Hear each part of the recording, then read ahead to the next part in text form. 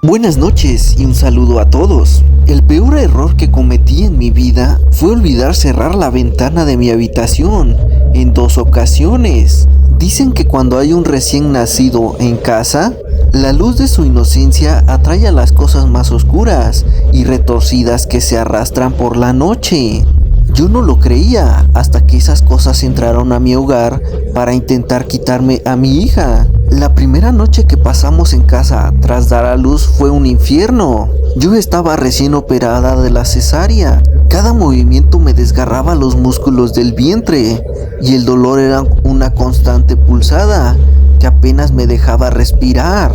Caí en un sueño profundo por el cansancio y los medicamentos. Mi bebé dormía del otro lado de la cama, pegada a la pared, y yo me quedé en la orilla. De pronto, la parálisis me atrapó.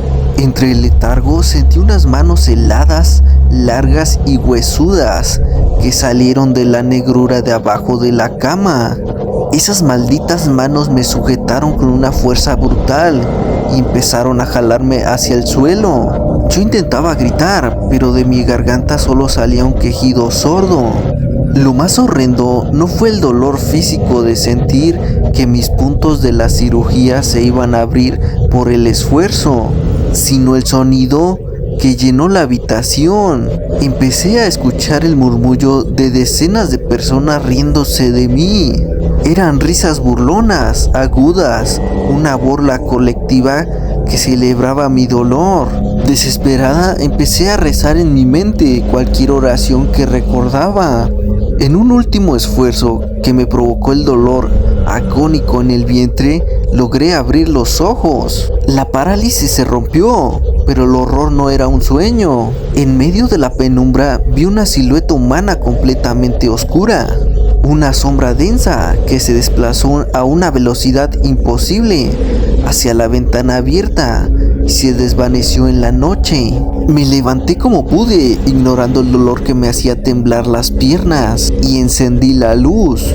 Mi bebé estaba despierta, con los ojos abiertos de par en par, mirando fijamente hacia esa ventana. La segunda ocasión ocurrió 4 meses después y fue 1000 veces peor.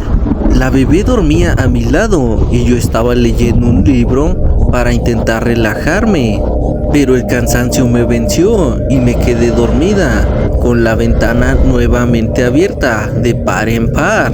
No sé cuántas horas pasaron, pero me despertó un movimiento brusco.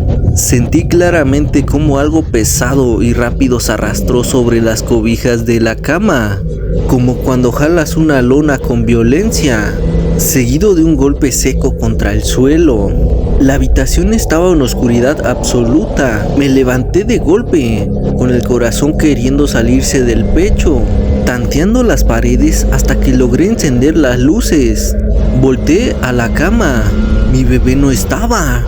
El aire se me congeló en los pulmones. Me asomé al suelo y la escena me partió el alma. Mi hija estaba tirada abajo de la cama, en el rincón más oscuro del suelo. Al momento en que la levanté en mis brazos, la niña soltó un llanto desgarrador, un grito de pánico que nunca antes la había escuchado. La revisé centímetro a centímetro bajo la luz, temblando, buscando sangre, moretones o alguna herida. Al día siguiente la llevé de urgencia con el doctor. Afortunadamente me dijo que físicamente estaba intacta, que no tenía ningún golpe, pero el terror psicológico se me quedó clavado en los huesos. Mi bebé no rodó de la cama para terminar abajo de ella en esa posición. Algo la tuvo que haber jalado con saña desde la orilla. Desde esa noche, no importa el calor que haga, las ventanas de mi casa se cierran con doble llave antes de que caiga el sol, porque sé perfectamente que allá afuera hay algo que sigue esperando a que me vuelva a descuidar. Buenas noches. Hasta el día de hoy, mi amigo y yo evitamos mirar las ventanas cuando cae la madrugada. Quien no ha sentido la parálisis del terror absoluto no entiende cómo el cuerpo se congela cuando te das cuenta de que lo que te observa desde el vidrio no pertenece a este mundo. Esto ocurrió hace unos 8 o 9 años. Me había quedado a dormir en la casa de mi mejor amigo. Su habitación estaba en una planta alta y tenía una ventana grande que conectaba con una terraza sumamente estrecha. Un pequeño balcón en el aire donde apenas cabía una persona de pie. La noche se nos fue volando entre pláticas y risas hasta que el reloj marcó la madrugada. Apagamos las luces y nos dispusimos a dormir. Mi amigo se acostó de frente a la ventana. El silencio de la casa era absoluto, casi incómodo. De pronto sentí el golpe seco de su codo contra mis costillas. Fue un golpe torpe, desesperado. Cuando lo volteé a ver, sus ojos estaban desorbitados, fijos en el cristal, y su respiración era un silbido ahogado por el pánico. Seguí su mirada y detrás de la cortina delgada, la luz de la luna proyectaba una silueta perfecta y maldita contra la tela. A pesar de tener una estructura vagamente humana, aquello no era un hombre, era una entidad con una anatomía aberrante, tan extremadamente delgada que parecía una aguja. Sus brazos eran puros huesos largos forrados de una piel seca y ceniza.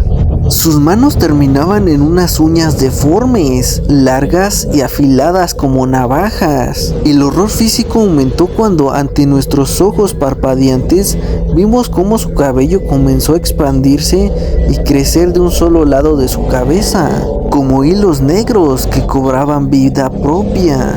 La criatura dio un paso al frente y pegando su asquerosa anatomía contra el vidrio, intentó deslizar la ventana para abrirla, pero estaba tan desnutrida, tan vacía de carne que sus dedos esqueléticos no tenían la fuerza física para mover el marco. Al verse frustrada, desató el verdadero infierno. Comenzó a rasguñar el cristal. El sonido de esas uñas muertas calcando el vidrio era un chillido agudo que se nos clavaba directamente en el cerebro. En ese instante el miedo nos arrancó el alma.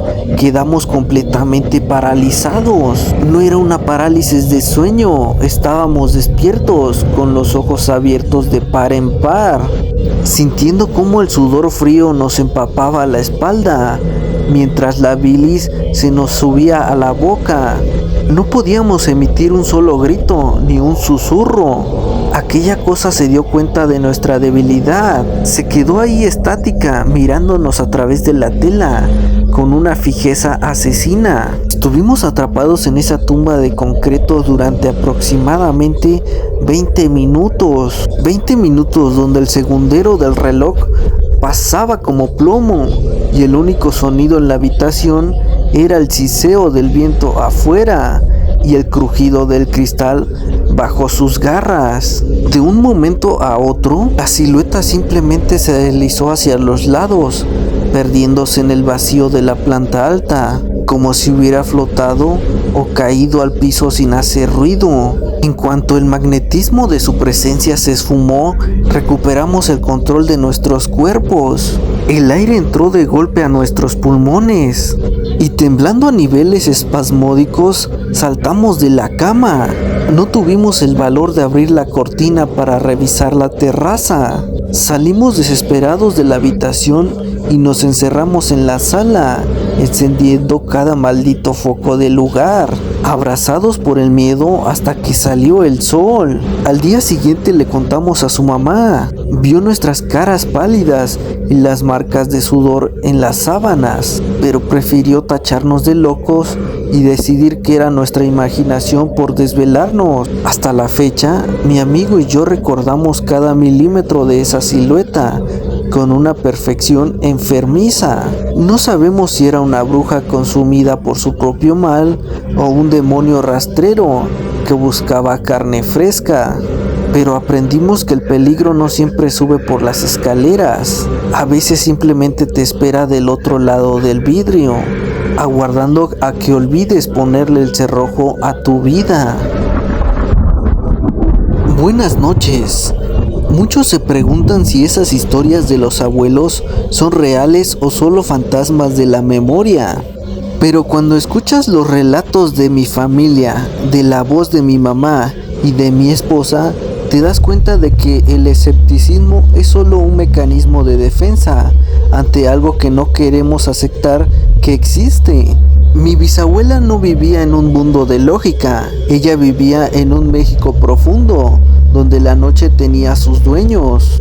Una de sus historias más aterradoras ocurrió cuando viajaba en un carruaje de caballos junto a su padre, atravesando un camino de terracería que cortaba el monte. Era una noche sin luna, de esas donde el negro es tan espeso que podrías cortarlo con un cuchillo. De repente, los caballos se detuvieron en seco, encabritados, lanzando bufidos de puro pánico. Su padre, un hombre curtido por la vida en el campo, agarró las riendas con una mano y con la otra le ordenó a mi bisabuela, sin mover los labios, que bajara la cabeza.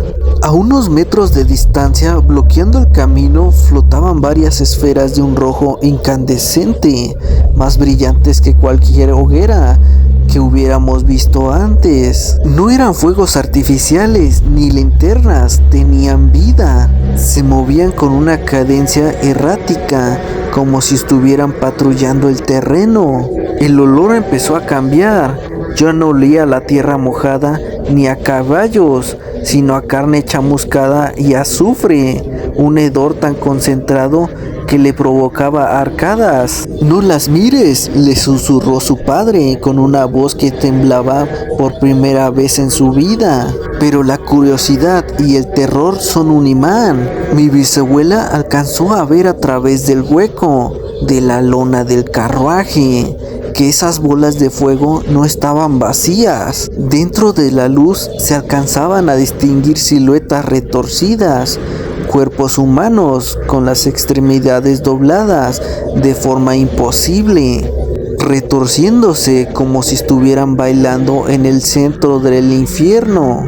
Lo más espeluznante es que tuvieron que pasar literalmente a un lado de ellas. Las esferas se interpusieron en su camino y el padre tuvo que guiar los caballos lentamente, rozando el calor irradiado por esas cosas. Mi bisabuela podía sentir cómo el aire dentro del carruaje subía la temperatura, cómo el sudor le corría por la espalda y cómo desde el corazón de esas luces escuchaba susurros, nombres propios y risas agudas que se le clavaban en los oídos como agujas. Pasaron entre ellas, contenidas en silencio sepulcral, rezando para que ninguna de esas bolas decidiera que eran un bocado apetecible. Años después, mi esposa me contaría algo que terminó de romper mi escepticismo. Ella en su propia juventud fue testigo de algo imposible. Vio a una bruja cruzando el cielo nocturno. No era un destello, no era un satélite, era una figura humana montando una escoba, desplazándose con una claridad que le dejó el alma helada. Yo no he visto nada y a veces me digo que es mentira, pero cuando escucho a mi suegra y a mi mujer describir exactamente lo mismo, cuando veo la seriedad en los ojos de mi madre al contarme lo que vivió mi bisabuela, me pregunto, ¿qué es lo que nos falta por ver? ¿Cuántas veces habremos pasado por ese camino oscuro, ignorando que algo ahí arriba o a la orilla del camino nos está observando?